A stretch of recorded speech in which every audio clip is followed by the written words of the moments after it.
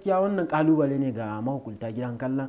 Ya kamata duk wanda ya zo zai shiga wannan gidan kallo abin wanke hannun da aka bayyana mutum ya wanke shi sannan ya shiga gidan kallo. To anan kuma dai a dai batu na jihar Kano, gwamnatin ta jihar Kano ta nada sabon babban mataimaki na musamman ga gwamna akan harkokin wasanni, wanda aka nada shine Ibrahim Ma'azzam Marafa, wanda aka nada shi kuma shugaba ne na wata cibiyar bunƙasa harkokin wasanni tun daga tushe da ake ɗaukar 'yan wasa a rene su kuma a kai su ƙasashen turai da shauran ƙungiyoyi, wato Starlight Academy.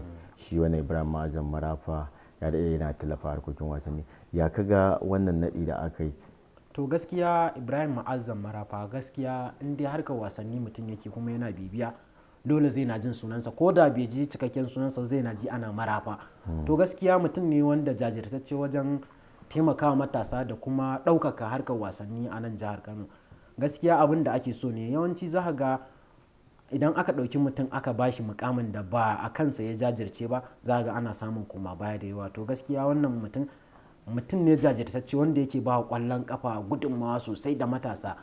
Muna mai fatan ƙoƙarin da yake yi a baya ya ci gaba da ɗorawa yadda yake. To gaskiya in dai zai ci gaba da ɗorawa yadda yake, gaskiya za a samu abin da ake so kuma ci gaba zai zo wa matasa sosai.